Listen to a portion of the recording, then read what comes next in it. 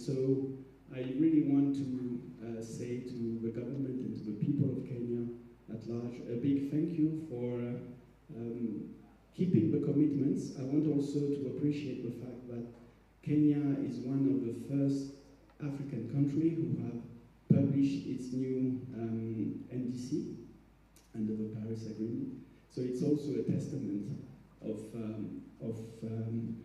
strong leadership, but also, I believe, a larger mobilization on environment in Kenya. And so, speaking for my country, we appreciate that, and we are ready to continue partnership when it comes to the global issues, including climate. I just want, before we start, and I sort of start speaking about the conference in Nice, the UNO conference, I wanted also to say that those big conversations about climate, conserving the ocean, the biodiversity, that happens globally, and I think we need those conversations. We need the leaders of the world to make some commitment in advancing protection, conservation. But sometimes, and we had this conversation a little bit earlier this year at the University of Nairobi, it is important to reconcile those global conversations with what's happening on the ground. And as much as environment diplomacy will happen in those global fora, it is important that we also hear the voice of the people, the voice of the coastal communities, the voice of the youth, the voice of academia, the voice of the researcher, the scientist, basically the voice of the people. And so I'm very happy and passionate that earlier this month we have organized, and it was a commitment we took earlier this year, to have a sort of local version of the conference on ocean that will happen in Nice. And so we had the Mombasa Ocean Festival. And I believe some of you, my colleague and friend from Costa Rica was there, but we had a very joyful, but also very serious conversation here in Mombasa, in Pwani, about the various issues about conserving the ocean and the biodiversity. I believe some of the panelists, I think actually the 2/3 of the panelists, at least, if I'm not wrong, were in Mombasa. So it was very important to bring this conversation to ground, you know. Lazima nisikia sauti ya ground, as you say. And we don't, you know, being only held captive of the conversation of the leaders. And once again, it is important, but perhaps not necessary. So as we move to this conference in Nice, it is important that we also feed in or tap in of the voice of the people.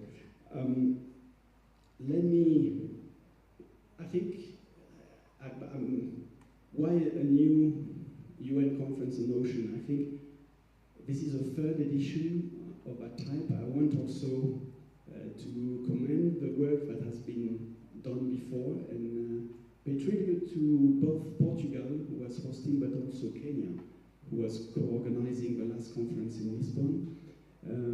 This conference in Nice will happen in 2 weeks' time. It is co-organized by France and Costa Rica, and it will gather, potentially, we're expecting 100 heads of state and government in the world. I don't want to dwell too much in why protecting the ocean is of critical importance, but we believe that ocean is a common good. And nowadays we sort of perhaps overlook of the importance of safeguarding our common goods. I'll just maybe sort of digress a little bit. There's a debate, which is a semantic debate, about, shall we call it, ocean or oceans with a S. And I think increasingly, scientists, but also conventional wisdom is telling us this is the ocean, or rather our ocean, because we cannot look at things in silo. Preserving marine biodiversity is of utmost importance, but is a common good, like our climate, like our health. So we're trying to make progress. I mean, it's a bit of a semantical debate, but we're here in the university, so I thought, you know, I can try to dwell into that. But it is important, I think, because once we know, and I think, speaking here in Kenya, I think I can also use the wisdom of the late Prof. Wangari Maathai. If you're attacking the environment will revenge, as she said. So that's I think, and we're seeing the effects of this revenge every day. So I'm not going to, dwell in all the negative impact of what's happening to our ocean, but it's there. And certainly myself, I come from a coastal community in France. In my lifetime, I've seen some of those impacts, but sometimes you think it's theoretical, but I think it's very, very real. Let me, because I'm already being too long, so let me say a few things about the conference itself. So it will be held in Nice from the 9th to the 13th of June, and that again, it's a joint effort between France and Costa Rica, and it is a UN conference. But the idea also in Nice, beside getting the leaders, and I'll come back to it, to commit to progress the agenda on conserving the ocean. We want also various stakeholders to be present. And so there will be a bench of scientists, local leaders, I'll come back to it, scientists, but also economic actors, because the ocean is also a land of opportunities. A lot of people live from what we call nowadays the blue economy. And as it comes to Kenya, obviously we have invited the government of Kenya. We hope and we're certain that it will be represented at the appropriate and high level. But we have also made an effort, and I think a conscious effort by the local government of Nice to also have a meeting and a summit of local leaders, because they represent also the coastal communities, and it's important. And I'm pleased to say that various governors from Pwani will be attending. I think we have a governor of Mombasa, Lamu, and Kilifi who have already expressed their interest and will be certainly with us. So in terms of commitment or voluntary commitment, it's a UN conference. So that's how multilateralism diplomacy works. You don't impose anything, but you're trying to be as ambitious as possible, and on a voluntary basis, you want to extract commitments. One of the main commitments or objective we have is to get the treaty protecting the high seas, known as BBNJ, to enter into force. A lot of countries have already signed the treaty, including my country. I think if you host and you want commitments, you have to be also a bit exemplary, so we did. Kenya has signed already last year in the margin of the UNGA in New York, the BBNJ, and we working, I think, we hope and we call Kenya to expedite the public participation first, and then eventually to get the treaty for approval with Parliament. I believe and I hope we're not far away. There's a threshold that we aim at reaching in Nice, we need 60 ratification globally to get the treaty into force. And so far, we're not totally there. I think we have more than 20. A group of European countries are about, I think, to ratify it in sort of, not block, but individually, but, and it will have a tremendous effect if a country like Kenya will be in a position to ratify before, in the context of a conference, I'll say. And all countries, as it's a UN conference, can obviously sign and ratify it, even landlocked countries. So it's a global, that again, it's a global endeavor. So that's one of the main objectives. The high seas, you may recall, is about 60% of the sea, and so far the legal framework for protecting him had been very absent. So it's a first effort to protect the high seas. It's probably, as every international global effort, an imperfect one, but it's still a progress. We also would like the conference to advance the discussion on the contribution of maritime transport to gas emissions. About maritime transport accounts globally for about 3% of the green gas emissions. So transforming or greening that space will have tremendous impact when it comes to climate change and conserving the environment. We would like to have commitments to reach the target of zero emission for the maritime transport by 2050. That again is voluntary commitments, but as more like-minded partners, better it will be. We'll expect also some commitments from the private sector on that. Third, plastic pollution. And I believe you had already discussion or an entire discussion on the negotiation on a binding treaty to eliminate plastic pollution. But obviously there's a link between that conversation and that negotiation and the ocean one. We know there will be a new negotiation session in Geneva, but we are ready and we're working, especially with UNEP, to see whether we can have a political side event to bring political impetus to that negotiation that we feel is essential when it comes to the ocean. And finally, we cannot protect something that we don't know enough. And then there will be, hopefully, some commitments about improving science and knowledge about the ocean. There's a proposal of a panel for the ocean, a little bit like on the same model than the panel that has been set up for climate change. So that's also one of the objectives we have moving forward.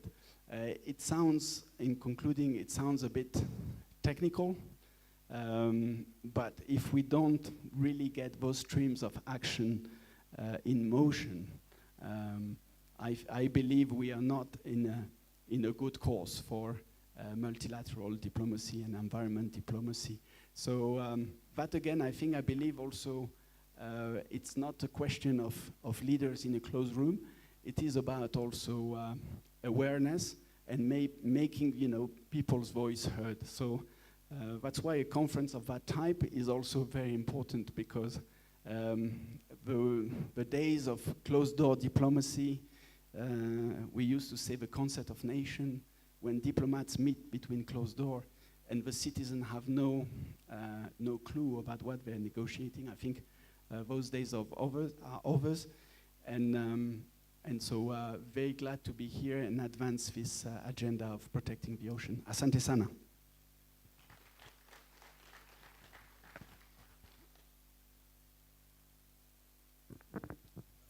Thank you very much, Your Excellency, for those remarks. So the audience has heard, the ground must be heard, but I hope the ground will speak.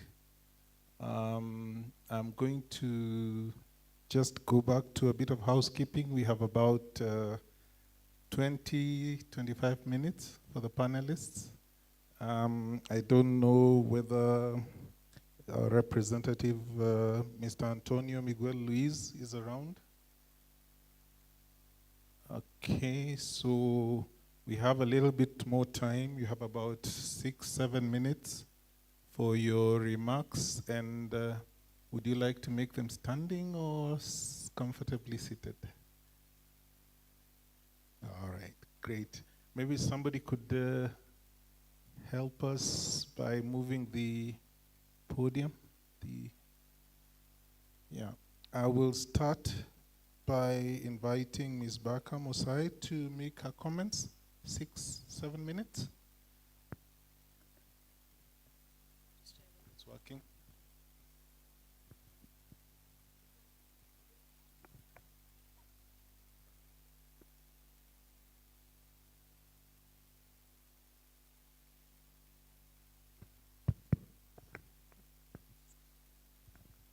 Thank you very much, and thank you for moving away that thing. It was quite important so that it does not block the two women on the podium.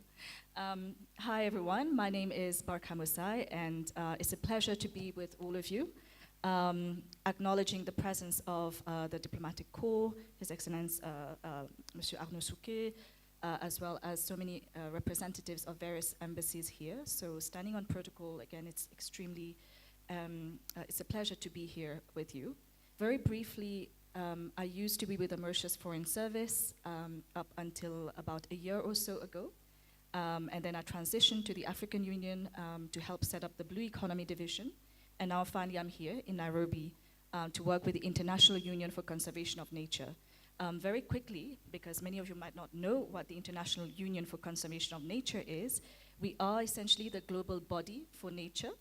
And if you Google an animal, say a zebra or a giraffe, and it tells you endangered, critically endangered, or least, or critical or extinct, it's IUCN that does the classification and the benchmarking for marine protected areas, for different aspects of managing nature. In a way, we call ourselves the diplomats for nature. And some of my colleagues who work on plastics are here with me. So it's really, we're quite an interesting body. Do look us up, because immediately after UNOC, which His Excellency Ambassador Suke presented, there's the World Conservation Congress, which is coming up, which will set the tone for various dimensions of conservation in the next few years. So my area of specialty is really oceans. And it's also quite interesting to be here today of all days, because we saw what effective and constructive diplomacy can be like in action yesterday. My own country, together with the support of the African Union, had been engaged in a process in the Indian Ocean region related to the Chagos Archipelago. Some of you may have heard of that. And yesterday, we had a historic moment where the UK and Mauritius came together to sign over the Chagos Archipelago, and actually I'm getting quite emotional just talking about it, the sovereignty back to Mauritius. And part of this understanding between the two countries was really built on recognition of the rights of environment, recognitions of the need for working together on science, recognition of various aspects of very constructive development. So if you really want to see and have hope as to what diplomacy can achieve, then I suggest you look up this, the news from yesterday. And what is extremely important is that this is, again, as I mentioned, very deeply important for Mauritians, especially the Chagossian community, which, as Ambassador mentioned, and in the previous panels, having local communities be a key part of environmental diplomacy is so important, because at the end of the day, they are the custodians of nature. So definitely look up this story. Now, a couple of introductory points that I wanted to make going into UNOC are really the need to now shift towards engaging different sectors together. We can no longer afford to be in a state where we basically just deal in theory. So going towards UNOC, there are three things that are very, very important. The first is just before the UN Ocean Conference, there will be the Blue Economy and Finance Forum, which is currently discussing what we call the One Ocean Fund, which will look to address and streamline climate change and ocean-related actions at multiple levels. Why this is important for the African continent is because very often, oceans and blue economy are treated as just a segment of development, and when countries have to deal with health and security crises, environment often falls on the wayside. So having a fund that de-risks actions in the blue economy space is extremely important, and this is a direct link where people need to be able to engage with governments to show that they are entrepreneurs who are able to carry forward the blue economy mandate. And also, it creates a bit of space that conversely gives countries no excuse to not engage with the blue economy. That is one. Second, there will be the One Ocean Science Congress, which will take place also before UNOC. And this is extremely important, especially in this day and age, where in some cases we are seeing an attack on science and evidence-based policymaking. So what we need to know is that in Africa, we have so many brilliant scientists that don't necessarily get the same funding opportunities or the quality of research labs that we expect. And what is essentially happening is that we are denying the world the solutions towards climate, food security, health that could come out of the brains of these brilliant minds. And then the third and final point is it's really all about coming together and creating momentum and hope. I know it sounds a bit weak, but we're all assaulted with news every day. So I do, from Mombasa, we did realize that there is something to be celebrated, especially in Africa, which is the fact that we have such a huge and hungry crop of entrepreneurs and solution makers. Seeing people engage with the ocean space really gave me hope, and it is really our duty to use the tools of diplomacy to make sure that we matchmake opportunities, funding, resources, and visibility with these entrepreneurs and solutions makers. So thank you very much.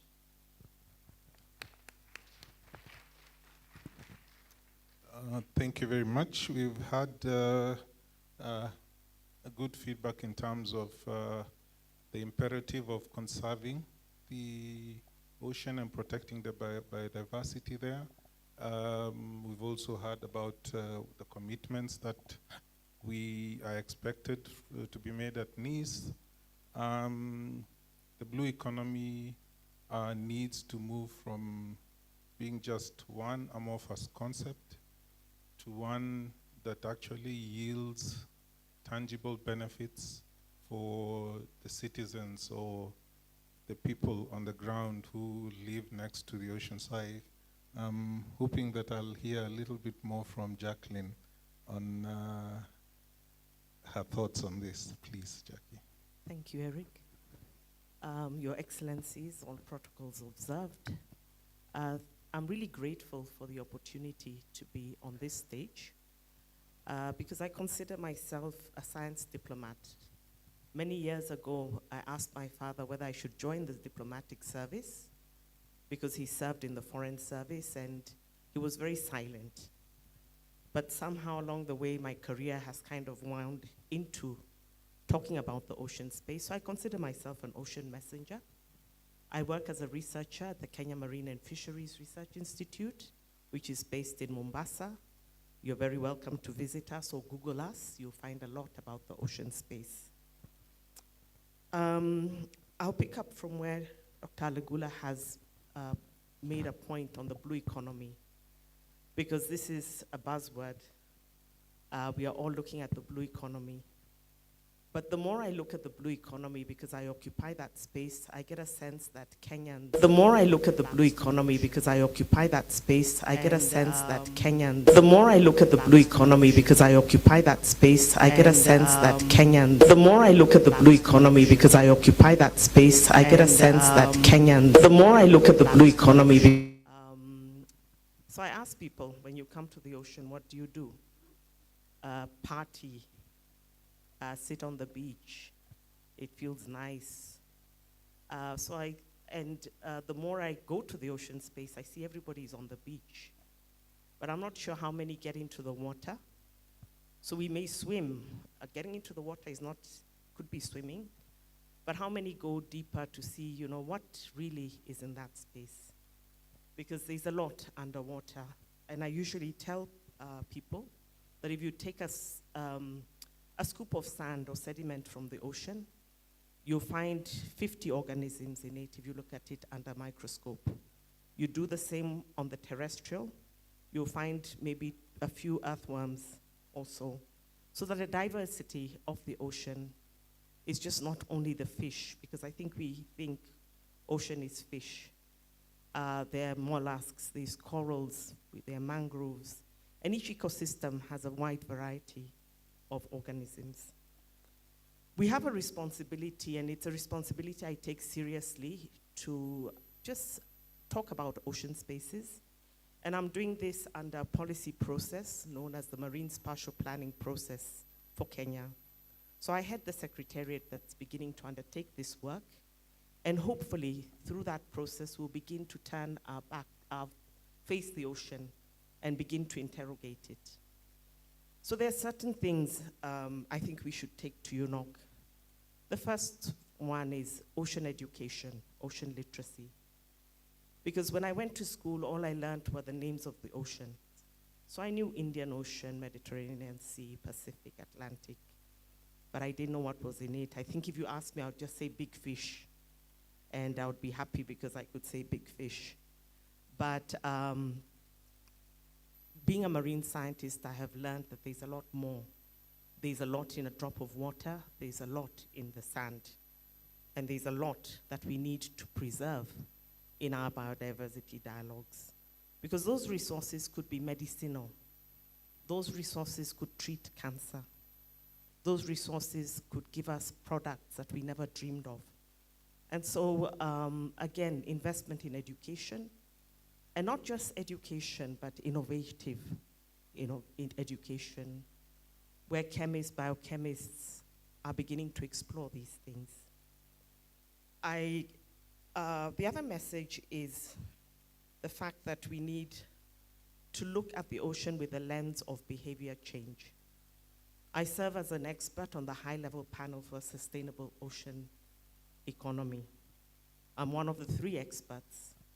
And I had the privilege of working with public health practitioners on the Ocean and Health Report. And the one thing I asked them is, why is it so easy for the medical field to change behavior? If you have an epidemic, let's say you have malaria, you have cholera, immediately people will do what they're told. But when you are told about plastic, we don't do what we are told. So how do we merge those messages into a behavior change agenda? And I've began working with artists that can bring these messages out. Because when I've walked in spaces, I've seen medical messages, especially during COVID, on walls, public spaces, where you're told wear a mask, you see a drawing and someone saying wear a mask. Why don't we use those tools? Because I think there's a lot. It's not just the head knowledge that yes, there's microplastic in this and that, but we need to change behavior both at the ground and wherever. It begins with me. If I change my behavior in my household, my children will, and it will escalate generationally, because they will say, oh, my grandmother never used to go to the market and get a plastic bag. She carried her basket. So again, behavior change, science. I think we also were asked to reflect on international cooperation a bit, because we are in diplomacy dialogue. And the one thing I'm passionate about is cooperation in Africa, between African states. We don't have enough of that. We compete with each other. And so it would be useful to look within ourselves. What can I get from Morocco? What can I get from Tunisia? What can I get from South Africa? I have a vision that we would have centers of excellence in each of our countries, where I don't have to build a similar center to that which is in Morocco, but I could travel there, engage, and do that work. And so international cooperation, I think we cooperate very well with foreign partners, but in Africa we are at war with each other. We are competing with each other. Let's rally together as we go to UNOC, and maybe reflecting higher. Can Africa, can Kenya, whoever goes, have a similar message? Civil society, will we be giving different messaging, or can we have one message that we take to UNOC? Thank you. Thank you very much, Jackie, for that feedback. I'd like us to welcome Luis and wish him well as he recovers. So he'll be looking at the back and he'll be speaking to us from home. Luis, please go ahead. And then we'll have Mayo to finish. Well, thank you so much, and indeed apologies for not being able to be present in person today. In the morning I woke up with some health problems, and taking into account that it seems like there is a virus going around in terms of cold, I tried to be precautious and not contaminate anyone inside. Good afternoon to everyone in the room. And thank you so much for the opportunity to be here. I think first it's fundamental that we continue these conversations, not only regarding ocean, but also on the morning part on the INC, but focusing on ocean. And for the ones that don't know, I'm the Deputy Permanent Representative of Portugal here in Nairobi, and as you probably know, Portugal has a deep connection to the ocean. So 95% of our territory is ocean. Only 5% is a small piece of land in the corner of Europe, and I think that's evident throughout our history and throughout our heritage. This has been part. The relationship has been part and fundamental of our identity as people, and we believe, and we have been big defenders of it. Of its central role towards sustainable development. I think, as you know, also in 2022, we co-organized together with Kenya the second United Nations Ocean Conference. And when we did it, SDG 14 was already off track critically, and there we wanted, of course, to highlight the importance of science-based decisions and policies, and to reinforce the global support to the ocean climate biodiversity nexus. And I think we managed to do it at that stage. We consider that UNOC 2 was a good starting point to what 2 years after was the approval of BBNJ, that we hope that by UNOC 3 we will have the 60 ratifications. And it was indeed a very successful event, also thanks to the partnership that we had with Kenya. For UNOC 3 this June 1st, we thank, of course, France and Costa Rica for stepping up and take the leadership and take the baton on this topic. Portugal thinks that the Ocean Conference, the third Ocean Conference, should be an action-oriented one, and we know that this is the desire also of the conveners of the meeting, and follow up on previous voluntary commitments so that it can act as a forum to scale up some best practices for the sustainable ocean management. I would have some national points or national good practices that we would be happy to share, but maybe for now I would stop here. I would give the floor back to the moderator, and if there's the opportunity afterwards, I will come back to it and mention some of those practices. Thank you. Thank you, Luis, for that intervention. Mayo? Can you hear me? Thank you. Thank you for the opportunity to participate and share some ideas and thoughts. I'm a professor focusing primarily on the politics of environmental governance and global environmental governance. And perhaps I'd like to pick up from where my colleague left in relation to awareness about the importance of oceans. From my perspective from the classroom, I can confirm that for the 5 years that I have been at USIU, and now I am coordinating the MA program, there is only one student who has ever written a thesis on the blue economy or anything to do with the oceans that I'm aware of in the International Relations Department. So that underscores the lack of awareness of the importance of the role that oceans play, not just for the health of our planet, but also domestic economies and livelihoods of communities living around the oceans. So I suppose that there is a lot of work that needs to be done all around, I think, to sensitize ourselves, not just the general populations, but also those of us in academia to highlight the relevance and importance of oceans, particularly for those of us on the African continent. I think that states from the global north have had a long history of seafaring from the explorers of old, so they have a long history of engagement with the sea, and perhaps we need to wake up to that. And I'd like to link this to a comment that I came across recently. The celebrated British naturalist, Sir David Attenborough, underscored that the future survival of the planet actually hinges on the health of the oceans.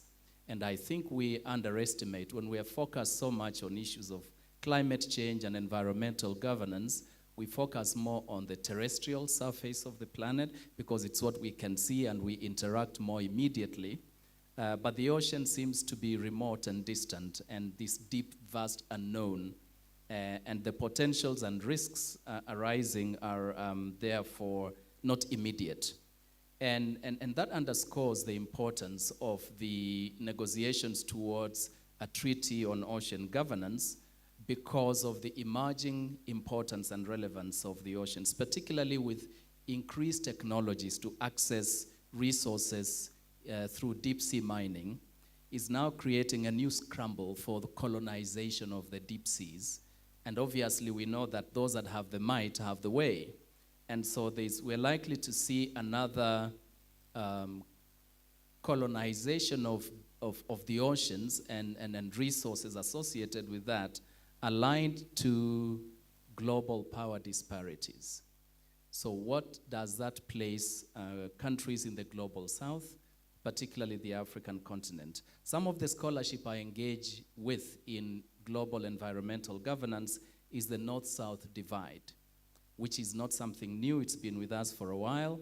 We've witnessed this with the stalled World Trade Organization negotiations that ended in Doha more than 20 years ago. There has been no movement there.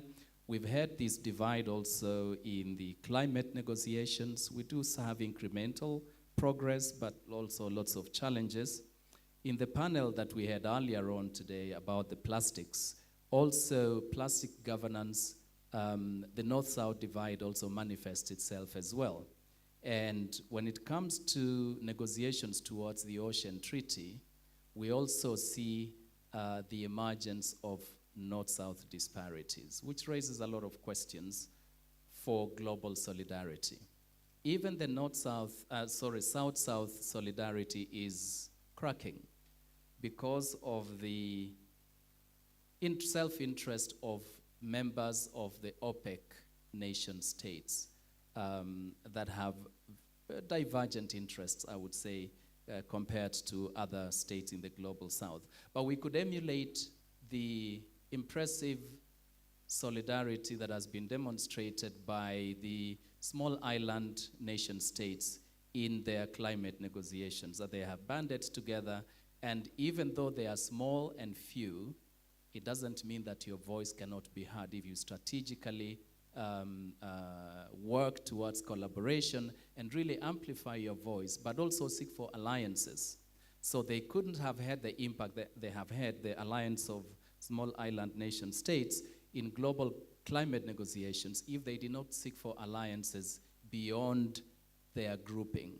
And I think this is a challenge for countries in the global south, particularly from the African continent, that whereas our interests may diverge somewhat, but they are not entirely exclusive, and particularly partners from the European Union who have demonstrated strong leadership in environmental governance can be natural allies to the interests of countries in the global south, particularly on the African continent.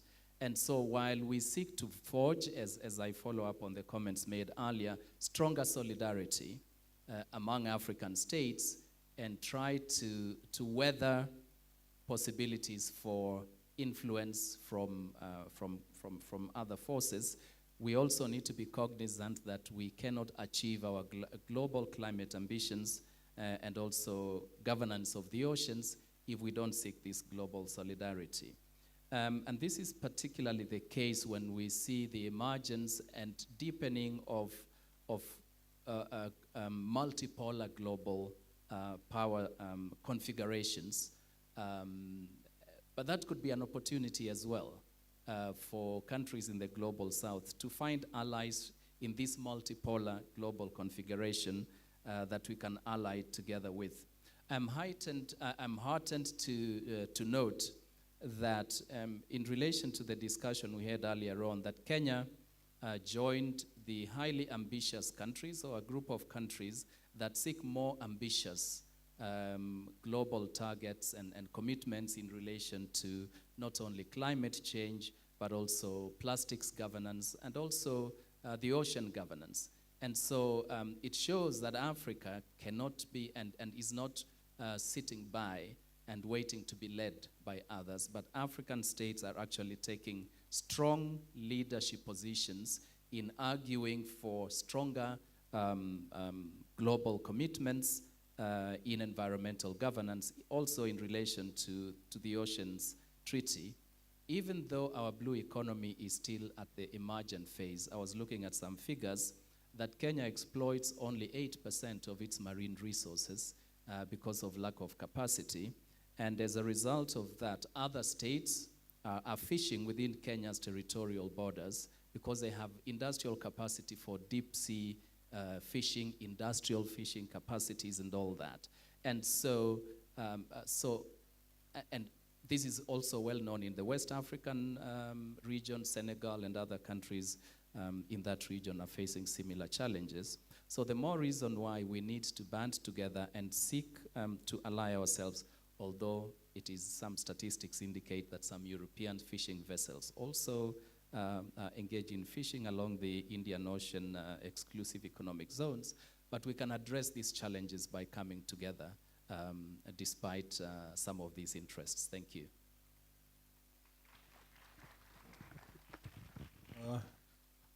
Another round of applause to the panel, because I think they've managed the time quite well, and they've raised a number of issues. I think throughout the entire discussion, I think the importance of protecting and conserving our oceans has come out very strongly. The expectations of UNOC 3 in Nice by Balozi here has been quite clear. Beneficiation and how that can be done in the context of global power disparities is a big issue, clearly.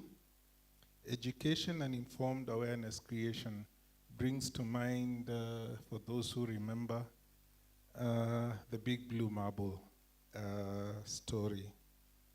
The role of oceans and blue economy diplomacy or environmental diplomacy in helping navigate through the issues and interests to protect and conserve our oceans is an important issue also. And last but not least, the criticality of building actual capacities and capabilities for sustainably exploiting and conserving our ocean resources are themes that the panelists have spoken to. So we have now the opportunity for the ground to speak. And we have about 20 minutes, I think. If you can keep your questions or comments short and sweet, and then we'll be able to proceed. So we'll take the questions. I'll take one from here, one from each quarter, and then we'll come round from here. Do you have questions? None?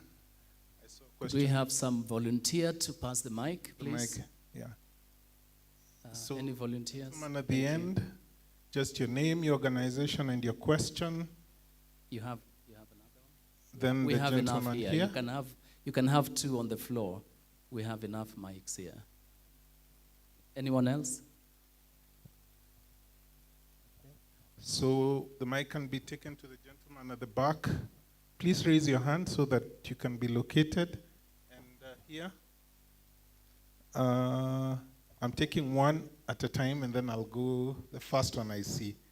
I'll try to be all men. There are no ladies speaking. Where's the lady?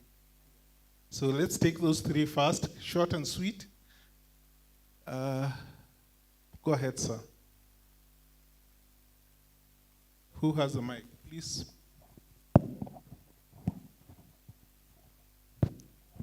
No, the gentleman at the back, the lady here, and him first. Okay, my name is Nicolas Opio. On behalf of USIU Africa, I'm a journalist student. And there is a very critical point that has been raised whereby students are actually not harping out their sentiments, especially on matters environment, because we are on ground studying this thing. So I really wanted to get your advice. How would you recommend students to actually harp out their sentiments when it comes to advocating on matters environment? And we, as part of students in the media industry, what can you actually communicate to the rest of the world? Because we really need to actually be the voice of the voiceless. Thank you. Thank you. I hope the panelists had the question. Is there here?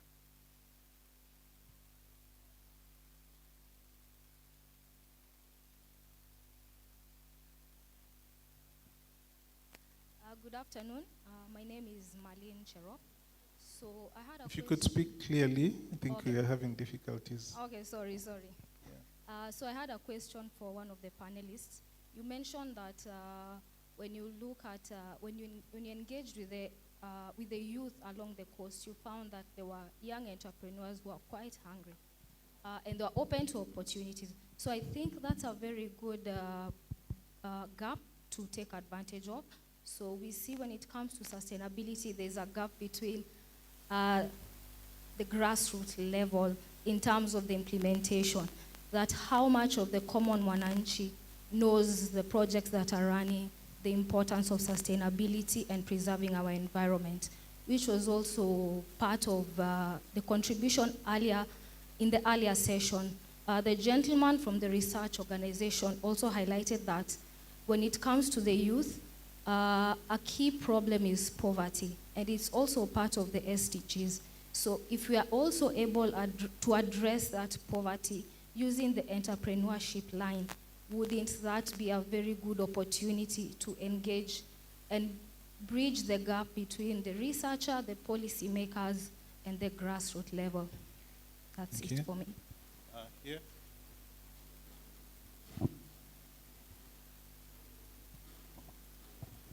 Good afternoon once again. I'll just go to the elephant in the room. They say diplomacy is the art of telling someone to go to hell and he looks forward to the journey. So Prof skirted around this because how would this symposium and leading to INC 5.2 address the high emitting big brothers, so to speak, and tell them, go to hell, and yet they look forward to the journey? Okay, we'll take one more question and then the panel can respond. Please give him the mic. Thank you for this. Thank you for this opportunity. We can't hear Am I you. audible?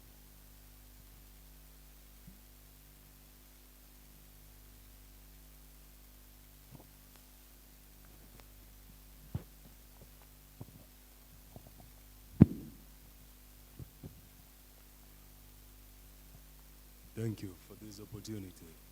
My name is Jibril and I'm a finance student. My question is on the topic of oceanography.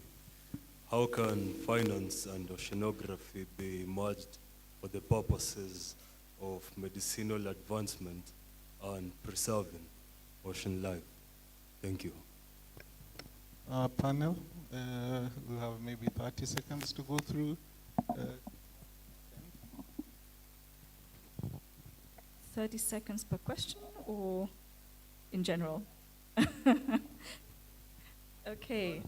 One thing you should know about diplomats is that we like the sound of our own voice. So I'll start very quickly with the last question. If I understood correctly, finance, oceanography, how it comes together and for medicinal purposes. So I think this links very clearly to research and development, as well as the biodiscovery sector. And it's different from what you call bioprospecting. And this links to the BBNG agreement and the CBD agreement, where there are provisions on marine genetic resources. At the moment, and actually in August, the next session of the PrepCom for the BBNG agreement will discuss some issues relating to finance.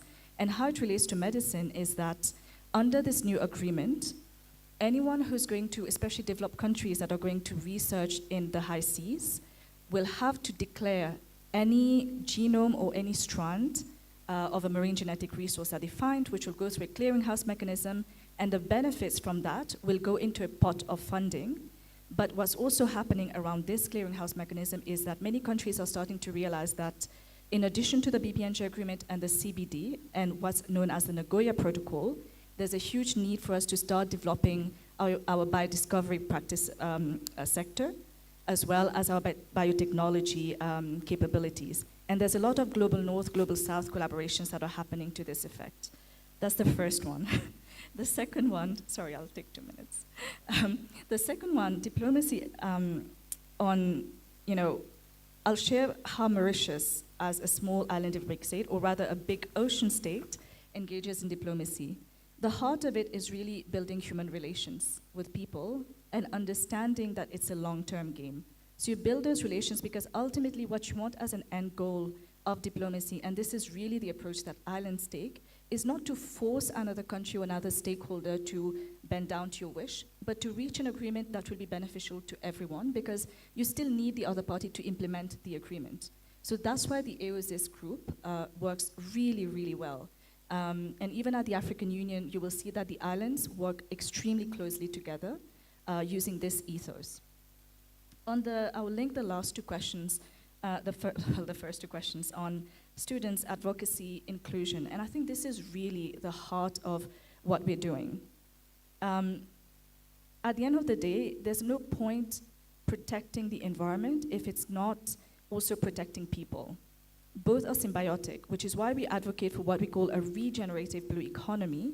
And at IUCN, we have launched the Great Blue Wall Initiative precisely with the idea of identifying seascapes where we create livelihoods, blue economy, and entrepreneurship together with conservation. In Kenya specifically, there's a vibrant startup culture, but there's so much more that needs to be done. As we speak, there are two big trends that we need to be aware of. First, globally, 2.6 trillion US dollars are used annually on subsidies that harm the environment, actively harm the environment, whether it's harmful fishing subsidies or fossil fuels. These are destroying the environment we rely on. The second thing is, especially with some of the tariffs and shocks that we have experienced, we have once again seen shocks to our growth. So Africa, when we go to the IMF meetings, we're always what we call a state of persistent vulnerability. What we really need to find is to tap into those alternative sources of funding, as well as create the preparedness and bankability of entrepreneurs and the policies that enable entrepreneurs to effectively contribute solutions. To the global north, global south divide, I think we all need to know that we're in this together. If the planet burns, all burn with it, so there's no point being nationalistic. And this is where we need to look at solutions by all and for all. Thank you. Help me redeem time. I'll just speak then to one or two issues. It struck me as we had this discourse that we've not really spoken into science and policy. The fact that we need to do science to advise policy. So when we talk about plastics, how much science, how much research have we done to prove that we have plastic impacts?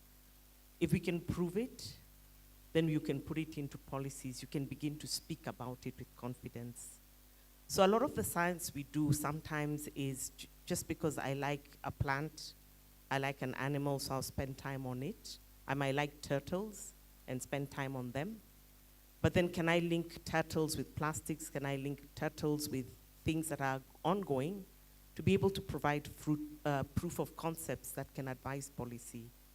And a lot of the policies that we are talking about for ratification are based on scientific evidence, but very little evidence comes from our part of the world. So it is important that we begin to put emphasis on that. But the other thing I would just say is that science takes time. To get to sit in front of you, it's taken me 25 years or so. I never used to sit and talk to people. I was in the lab, more or less, doing some kinds of research that were of interest to me. But it occurred to me that if I didn't talk about that work, then who would know about it? And so there is a sense of time, and young people today, the Gen Z, that do not have that patience. To produce a drug, by the time you take it to human testing, could be 25 to 30 years. Do we have the patience as Africans? I don't know. But for the journalists in the room, there are days that come along. We are World Environment Day coming. Embed yourself in some of the initiatives. World Ocean Day. Find out, host an event here. You have such a beautiful facility. Look for some of us to come and speak on ocean matters. We are very willing to give our time, to be able to be panelists. So it's, up to you to really take it in your hands. And I think the challenge is for the next generation to lead. Don't wait for us to lead. We've led, and we are handing over to you. Thank you. I'll respond to two things. One is closing the gap on sustainability, and the question from my esteemed professor, solutions to the stalemate in relation to the big emitters. I'm heartened to say that I'm currently supervising 2 students that are focusing on climate communication. They have identified that there is a major challenge between closing the gap between science and public awareness, and that is communicating. I have a PhD student who is considering writing a proposal on climate risk communication. How do we communicate effectively climate risk without scaring people into paralysis, right? Or bamboozling them with too much jargon, scientific jargon. So I think there's a lot that still needs to be done, collaboration between researchers, academia, and the world of practice to close that gap and effectively communicate in order to effect behavior change. And the other one has to, we need to give a lot of credit to our media, particularly as far as I know in Kenya. I don't know if Joe Ageyo is still here. He's actually an environmental journalist, other than being the editor at the Nation Media Group. And this is developed out of personal interest. So we do have a crop of environmental journalists now in Kenya who have distinguished themselves by actually seeking to understand the technicalities of climate change, environmental issues, and communicating those effectively with the public. But there's a lot that still needs to be done to break that gap. And I think for those of us in the research and academia space, we need more engagement with practice so that our research informs practice and leads to public change. On the question of dealing, and this is the big elephant in the room, I totally agree with you, and that is what leads to the stalemate and completely deadlocked negotiations and actually lack of outcomes is because the big emitters dig their feet and they take very entrenched positions, while those in the global south take a much more ambitious approach. And then our interests diverge.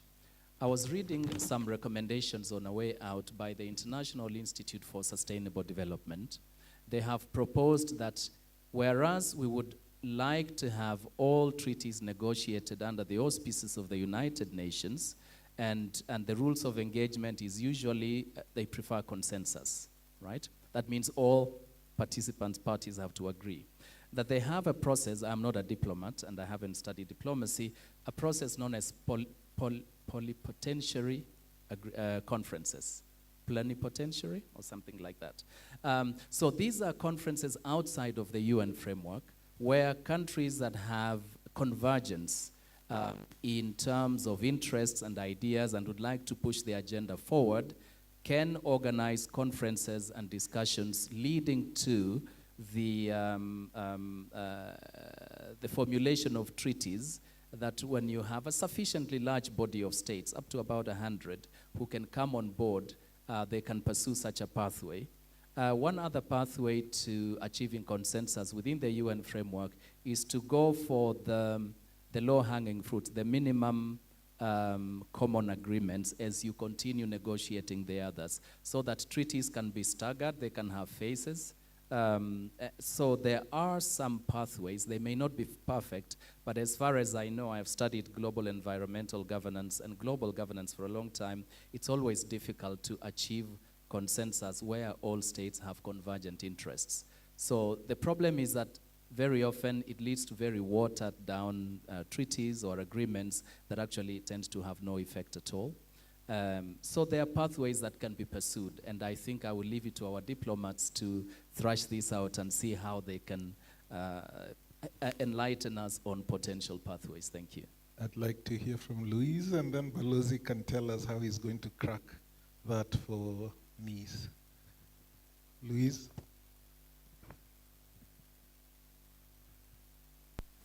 I can try, but I have to say that when we have been saying this, it's been slightly different, slightly difficult to hear online both the questions and the answers. I understand that there was a question about communities and also a question regarding connecting directly UNOC and INC. I will try to condense maybe a Portuguese experience that can be used by other actors. So for us, of course, the conservation and protection of the marine and coastal areas is fundamental. So we have to make sure that their use is sustainable, and you can only do that with coastal communities. In Portugal, we have a lot of small scale and artisanal fisheries, and we have a lot of economics that revolve around the ocean, like the tourism, for example. We know that it's fundamental that the resilience of populations is increased, and also the preparation of those populations and also the ecosystems to extreme weather events that right now are being exacerbated by climate change, and we are pointing out to that. I mentioned the small scale and artisanal fisheries. On our case, we are trying to foster innovative finance solutions for marine conservation projects. We did it both here in Kenya through the Go Blue program, where we supported the pillar of tourism and local heritage on the 6 coastal counties of Kenya. And our support was in the understanding of try to develop own revenue sources to small scale entrepreneurs. And we do it also on our own country. For example, just 2 months ago, we launched a €2 million call for tender through our municipalities to support the development of projects between those municipalities and local authority and local actors, so that within projects that should improve the access to digital technologies and to promote opportunities for socioeconomic inclusion and participation. Just two more points before connecting to the INC. In Portugal, we also have a support for the transformation from traditional fishing nets that, as you probably know, are majorly produced by plastic to materials that are biodegradable or are recyclable. So this is one of the connections that we have to INC, and we are also working on capacity building, national and through the Portuguese-speaking countries. National and with the Portuguese-speaking countries to work on the ANC.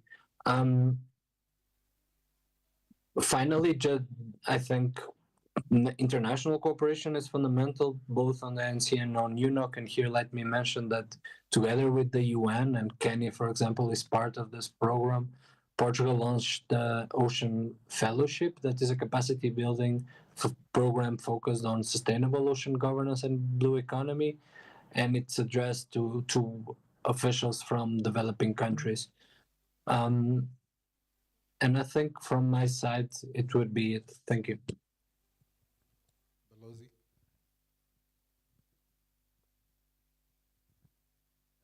Thank you. No, I think it's been extremely rich, and also to listen from both the panelists and the audience.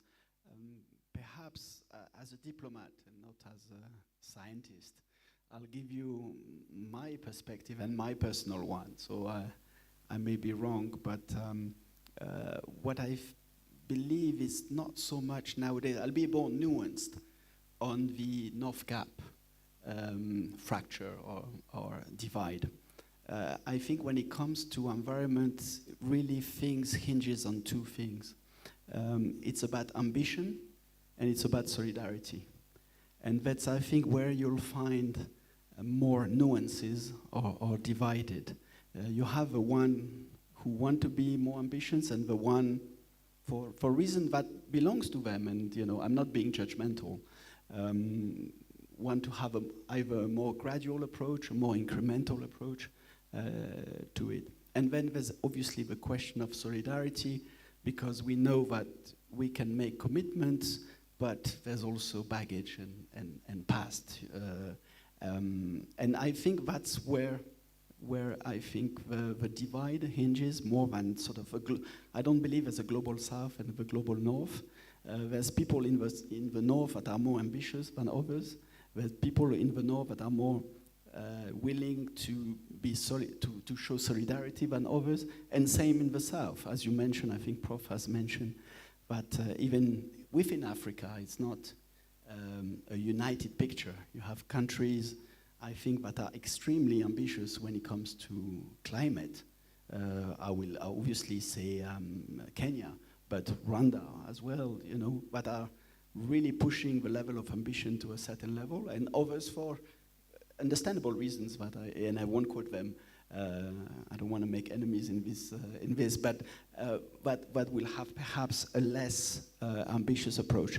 Then to also answer of what's the best way forward, I think we don't have a better tool than multilateral diplomacy when it comes to protecting common goods.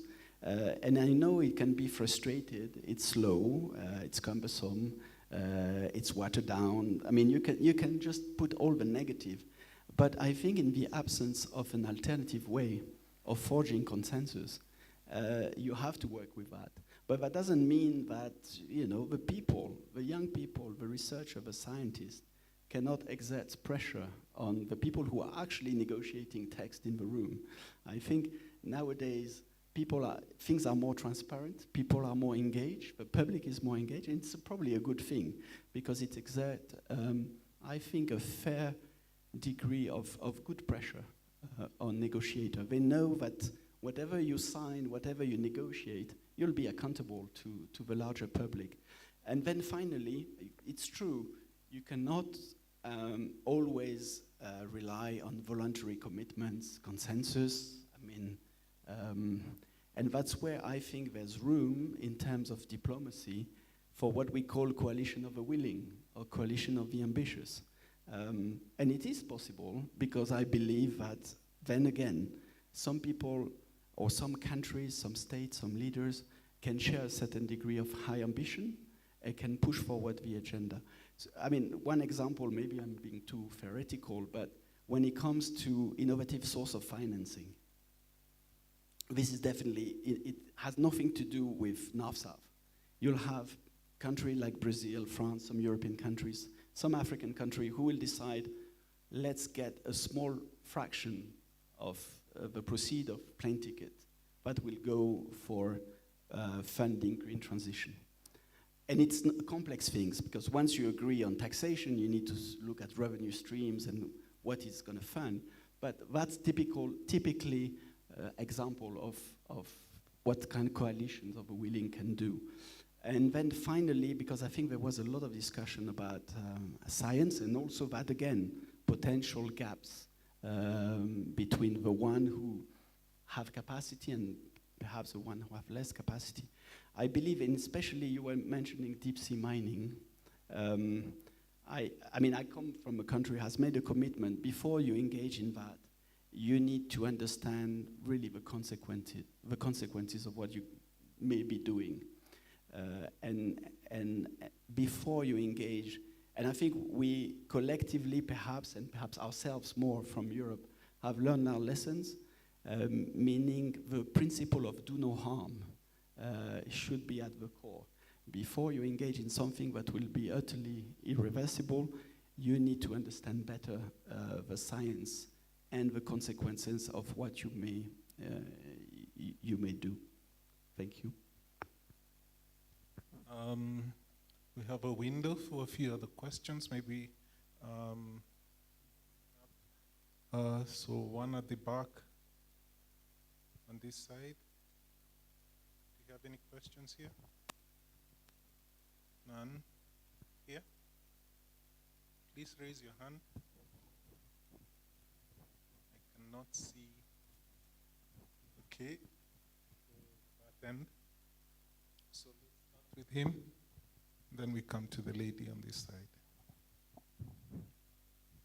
Good afternoon, everyone. My name is Gabriel Nyabuto. I have a question to the madam who came from the coast and the professor of USIU. I have just been keenly listening to your presentations, and what has come out is that ocean pollution remains a pressing challenge today and for the future. But having said that, what I've already realized is that Madam from the Marine gave evidence-based solutions to the ocean, but these solutions, I think they are drawn or they are dealing with the immediate effects of already what has taken place, the damages. I'm of the view that we need to tackle the root cause of the ocean pollution, which to me, I think it believes, or I believe that it begins from the rivers. And that 80% of the rivers are the greatest contributors of the pollution in our oceans. But now, if we go ahead and immediately effect the challenges or provide solutions to the ocean pollution at the end, without tackling the policy recommendation at the root cause, then it means we will not be able to achieve much compared to if we begin dealing with the root causes, then deal with the end result later. Number two, I also had... You are to have only one question. Okay. My question now is that in policy recommendations, maybe you can think about looking at or incorporating other the root causes without looking at the end result. Thank you. Thank you.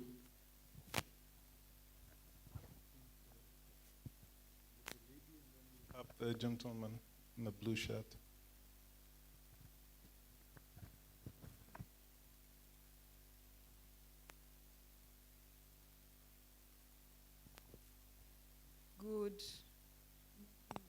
Good afternoon. My name is Dorothy Shali, and I have a question. So, the France has a strong expertise in ocean science and marine conservation. So how can Kenya and France collaborate more closely? Just a moment. Yeah, it's here. I've seen it.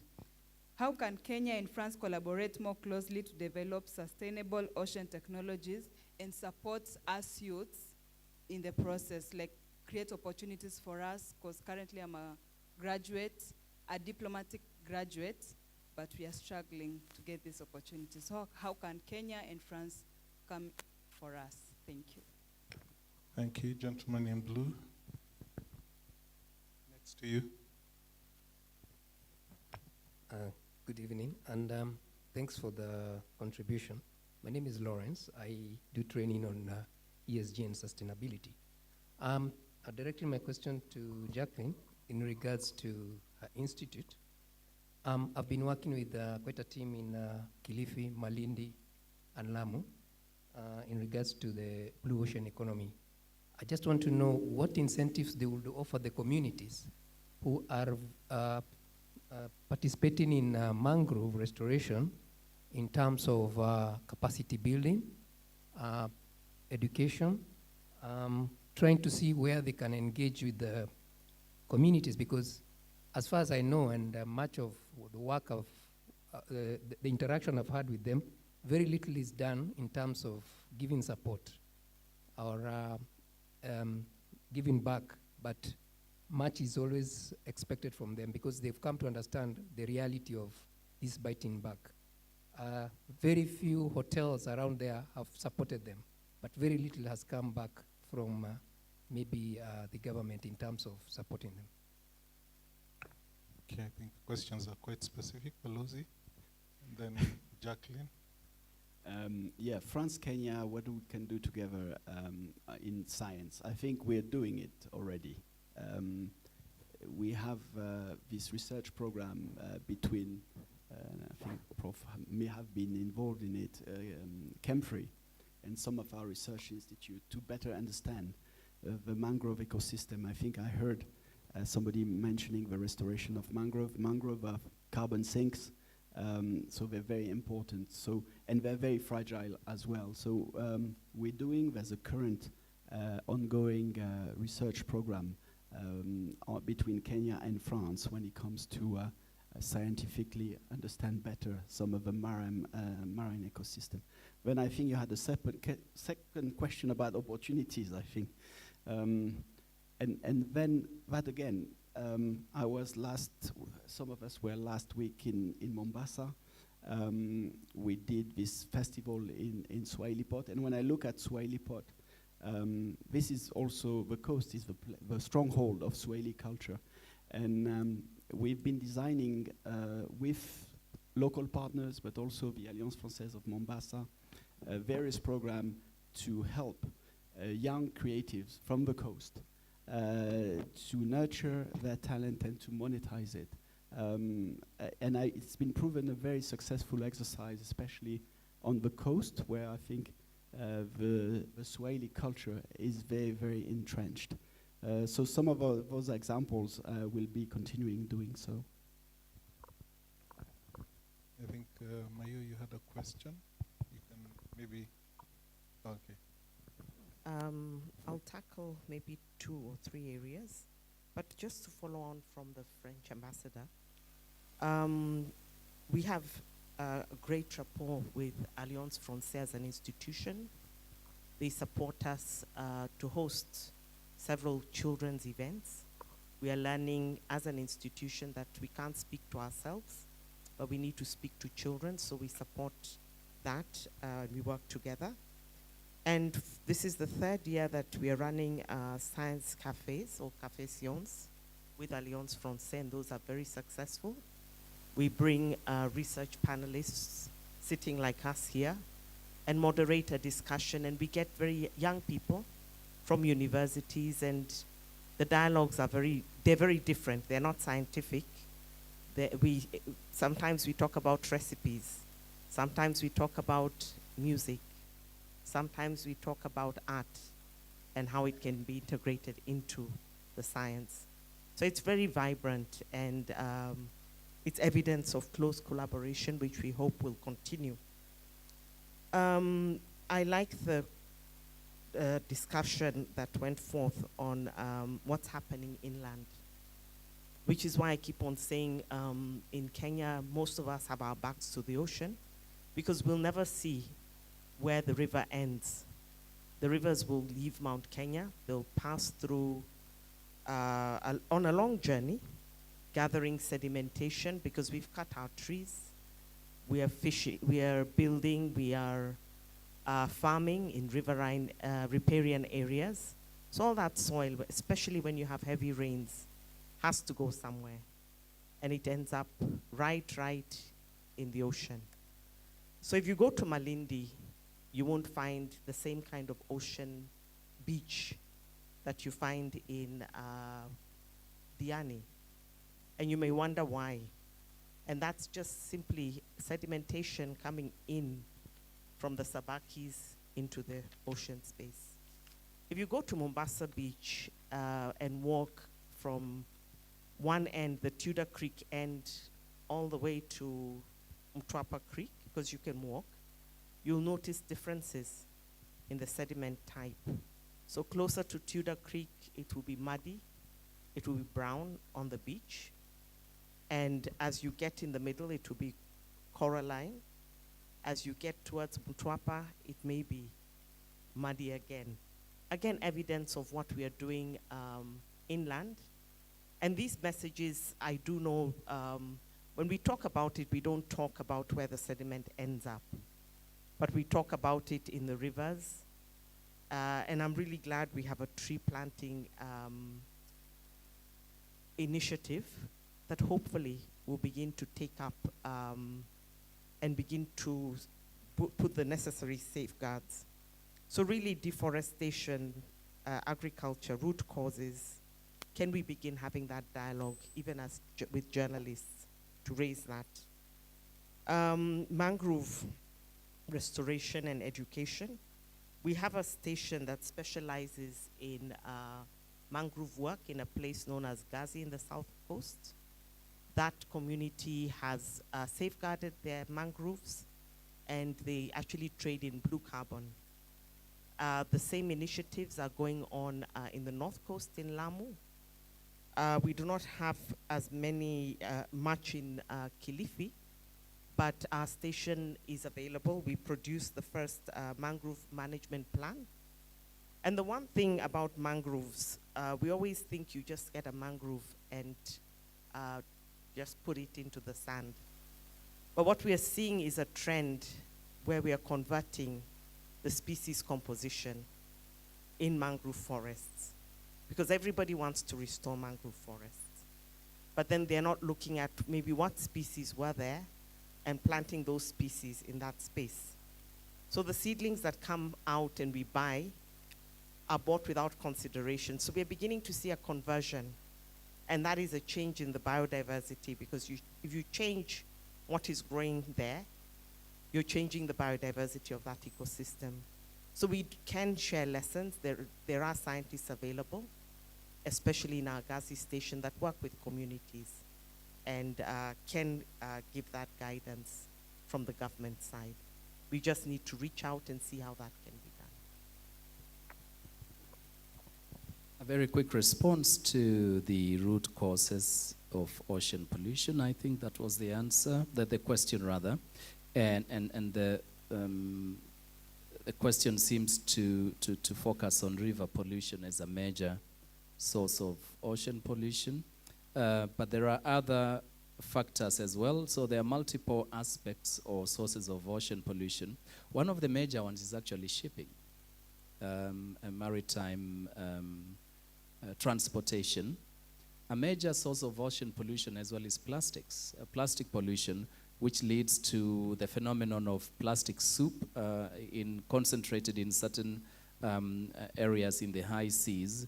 And climate change also is causing significant changes in the, because of the warming of the sea waters, that changes the biodiversity. And so there are multiple sources that affect the health. So we talk more about the health of the oceans rather than pollution. So pollution again, and then there's the element of noise pollution as well that also, and the movement of shipping. So the health of the seas incorporate many dimensions and many aspects, and the purpose of the International Oceans Treaty seeks to address all these multiple factors that affect the health of the oceans. To answer very briefly, of course, that's a very superficial answer. We could go much deeper into that. I want to respond quickly on capacity building on the blue economy.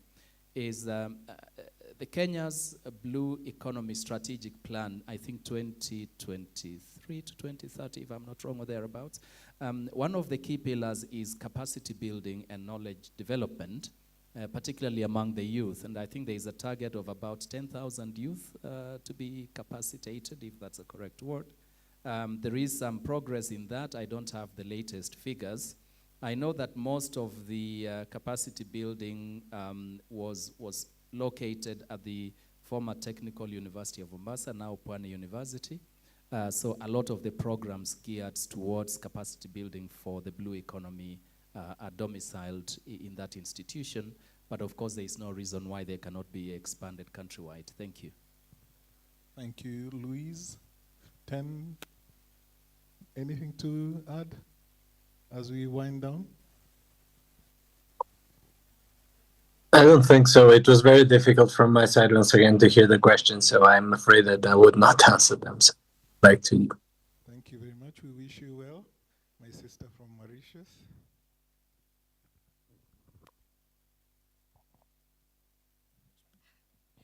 Thank you. No, I think this was a very rich panel and a very rich audience question. I think in closing, what I would say is it's, as part of claiming back the narrative on oceans, what Dr. Uku said, that we have our backs to the ocean, I think we have to be very deliberate about putting ourselves out there, writing opinion pieces, participating in the research, also seeing how we can empower each other on the blue economy, and also stay connected to whatever's happening at regional and global level. Kenya in particular has such a powerful role to play as one of the actors in the region with quite a big reach in Eastern Africa and the Western Indian Ocean, both in terms of having many multilateral institutions here, as well as having a highly educated young population and a vibrant startup scene. So even if the going is hard initially on blue economy entrepreneurship efforts, I would definitely encourage everyone to think creatively. How can we contribute to the blue economy? How can we engage ourselves in these questions and contribute to a global conversation?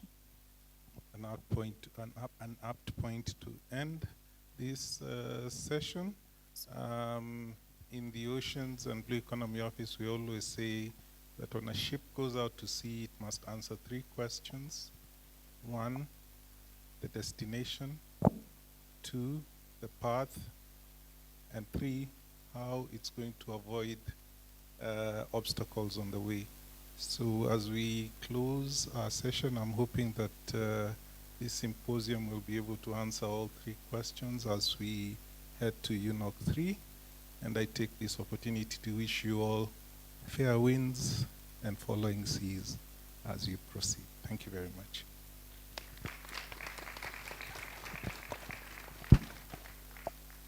Thank you very, very much, Dr. Ligula. Oh, okay. I'll just seek the concurrence of the chair, just to let us all know that we'll be hosting in Mombasa at Pride Inn between the 28th of September to the 3rd of October one of the largest conventions of marine scientists and marine practitioners. If you'd like information, do go onto the website for the Western Indian Ocean Marine Science Association, WIOMSA. Register, come and learn with us, and come and challenge us. Think most. Thank you.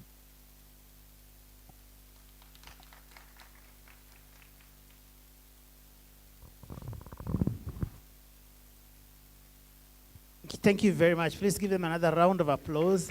What a riveting session. I mean, I think it was just the right panel to cap this day that has been so full of interesting discussions and truly, truly important insights that should take us to where we need to go. I think there has been, Dr. Aligula left us with the path, how to avoid obstacles, and the destination. And I think we kind of have done the first two now to give us a sense of what the destination might look like. And I think this is not how you get to a destination. This thing is the other way around, right? All right, so I'm going to call Rasas Kepona Visute. Whoa, he's a deputy permanent rep of the EU delegation to Nairobi. She knows I always struggle with her name, but eventually I get it right, isn't it? Okay, thank you very much. Thank you very much. Good afternoon, colleagues. I think we had a very rich session today, and we thank again the government of Kenya for organizing this second symposium. I've been invited to read the key messages from today. I'll try to be very short and again hope to leave you with some inspiring thoughts. So the second edition of the Nairobi Environmental Diplomacy Symposium convened today on May 23rd at the United States International University of Africa. The session was presided over by His Excellency Dr. Musalia Mudavadi, Prime Cabinet Secretary and Cabinet Secretary for Foreign and Diaspora Affairs. The symposium focused on the key issues to be discussed at the third United Nations Oceans Conference to be held in June in Nice, France, and resumed fifth session of the Intergovernmental Negotiating Committee to develop an international legally binding instrument on plastic pollution, including in the marine environment, to be held in August in Geneva, Switzerland. So what are the key messages that we heard this morning? So if we looked at the discussions and the panel on the Intergovernmental Negotiating Committee on the Global Plastics Treaty, the session acknowledged that the global plastics pollution crisis is escalating with detrimental effects on human health, biodiversity loss, and ecosystems. Consequently, the symposium emphasized the following. The success of the global plastics pollution instrument hinges on political will, ambitious and collective actions by all governments and stakeholders. There is a need for flexibility and better understanding on comprehensive approaches that address the full life cycle of plastics to respond to the urgent need of people and communities across the world. There is a need to galvanize global political momentum and increase public awareness on the challenges and opportunities brought about by plastics. And it's also very important to adopt the international legally binding instrument to end plastic pollution this August in Geneva. And I think what we heard from our panelists was indeed that it is possible to agree on that agreement. I think they were very confident in what they've been saying. And finally, there is also a need to mobilize financial resources, technology and innovation, and capacity building from public and private sector to accelerate sustainable production and consumption patterns, to phase out single-use plastics while promoting use of biodegradables and the circular economy. And now, very briefly, of what we heard this afternoon in the discussions on the third United Nations Oceans Conference. So the ocean is the asset to humankind. And I think we heard from the scientists in the panel that it's more than fish, that it's a home for myriads of different organisms and huge biodiversity. However, unsustainable human activities are threatening the health of the ocean. So the following key messages have been identified as critical to the third United Nations Ocean Conference. First, that there is a need to establish an ocean science policy panel to provide peer-reviewed science to inform sound decision-making on ocean-related matters. It will be important to adopt robust instruments that can deliver sustainable ocean governance. UNOC 3 should result in more ratifications of BBNG agreement, and really we hope we'll deliver on that. I think as far as I know, we need 60 of ratifications for the agreement to enter into force. The world should mobilize financial resources as well as technologies to support ocean action. The panel spoke about the need to enhance access to financing to support marine restoration and resilience, as well as coastal communities to help drive the much needed change. And finally, there is a need to promote public and private sector collaboration, to include academia, I think this was especially stressed in the afternoon, and enhance capacity building, knowledge and information sharing on marine science and technology, to improve data-driven decision-making for ocean conservation and fisheries management. I thank you very much for your attention. Thank you very much. I think she needed to get a better applause.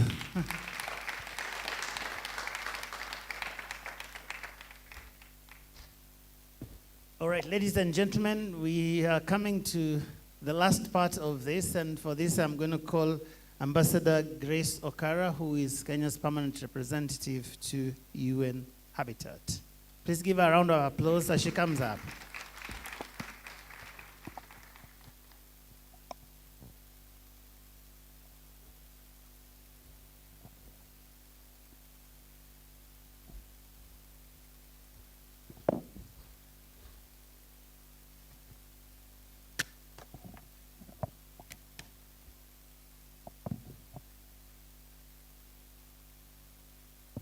So thank you very much, MC Joageo.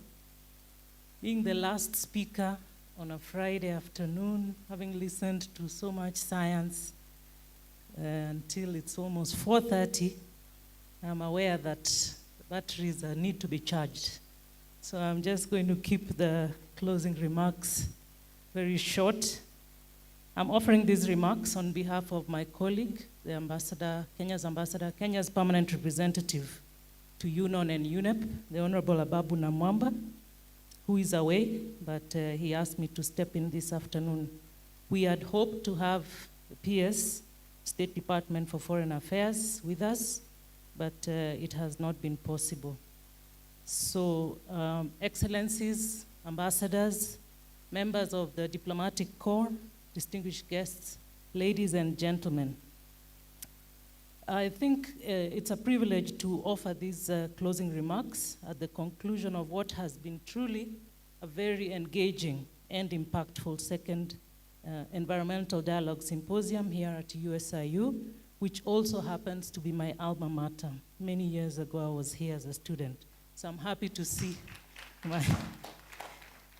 This gathering marks a significant milestone in what we trust will be a continuing and evolving series of dialogues addressing some of the most pressing environmental challenges of our time. Throughout the day, we have listened to a series of very enriching and thoughtful presentations, very dynamic panel discussions like the one we just held now, and all of these have been very ably summarized by the previous speaker. And in her summary, she highlighted that these conversations have focused on our collective preparedness for two major international gatherings, one of which we were briefed by His Excellency, the Ambassador for France to Kenya. That is the third United Nations Ocean Conference. I'm not sure we agreed whether it was oceans or ocean. Did you give us UNOC 3 to be chaired by the governments of France and Costa Rica this June in Nice, and the resumed fifth session of the Intergovernmental Negotiating Committee in August in Geneva. These forthcoming conferences represent vital moments in a broader, ongoing multilateral process to confront the interconnected crisis of climate change, biodiversity loss, and pollution. The destabilization of our natural systems is no longer an abstract concern, but a lived reality, evident in the global cascade of environmental disruptions we continue to witness. And I liked what Daktari here was saying about Kenya having its back to the ocean. I have actually never noticed this thing about Mtwapa Creek and this beach in between and this other Tudor Creek. But now that you mention it, I think it is very true indeed. So we have heard in compelling terms about the consequences of inaction, and we've also heard about the promise of cooperation. We've also heard about the health implications of plastic pollution, ranging from contamination of our food systems to the presence of microplastics in the human body. And all of these underscore the urgency for coordinated responses. I would not wish to repeat what you so ably summarized, but just to highlight 2 or 3 points that ticked in my mind. Number one, inclusive dialogue. I think we heard that one is very, very important indeed, but also balanced commitment across production. And I think Daktari here will agree with me on that one. And also the need to complement existing international frameworks. So these are some of the issues that I picked up. So these are sobering reminders that no nation or individual is insulated from these threats. But we also know that history has shown us that when the international community reunites around a common cause, such as the ones we're discussing today, progress is not only possible, but it is very much achievable. And we can recall from the establishment of the UN itself in 1945 to the creation of the UNEP at the Stockholm Conference in 1972, all of which have proven that multilateralism is our most effective tool for addressing challenges that transcend our borders. This symposium has therefore reaffirmed the power of dialogue and collective action, and I also took note of the challenge to Kenya, given our role in the region, and I want to say that Kenya remains a steadfast advocate for multilateral cooperation, recognizing it as essential to sustainable global progress. So as we conclude this symposium, let me just say we can reflect on the insights that we have shared and also come up with a strengthened resolve. We have laid the foundation for a deeper engagement on the upcoming conferences, but also broader consensus ahead of these critical negotiations in France and Switzerland. So in closing, I wish to extend my deepest appreciation to the ministry led by the Prime Cabinet Secretary who was with us this morning. I also want to thank the European Union delegation, which is represented here, the embassies of France, Your Excellency, Ambassador Souquet, representative from Costa Rica. Earlier on, we had the ambassador of Indonesia, but he has already left. But also to thank all our esteemed partners and the students who have contributed to these very lively discussions. Your dedication and collaboration have made this second edition of the Nairobi Environmental Dialogue Symposium a resounding success. Can we all give ourselves an applause? And finally, it is in this spirit, which we call the Nairobi spirit, that will ensure that this platform continues to inspire, innovate, and impactful dialogue in the years to come. I thank you.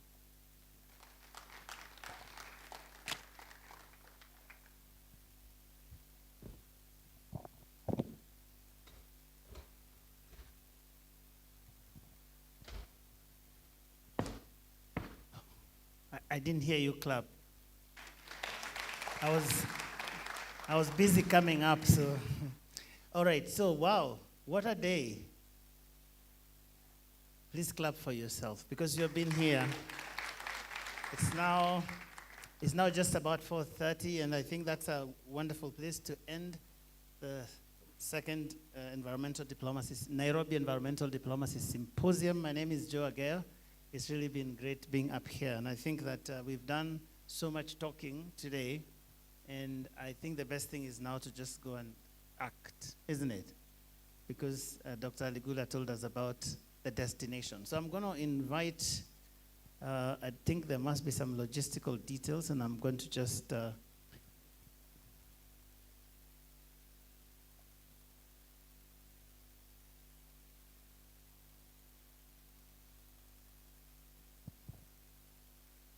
Okay, so we'll need to take a picture here, because I think this one might come down if we all come up. So please, let's just come here and take a good family picture. Then we can call it a day, isn't it? All right. Oh yeah, it looks like people don't want to leave, eh? Tobias, do we have another session? We can easily... All right, let's come up here and just take some good photographs, and then we can all go home.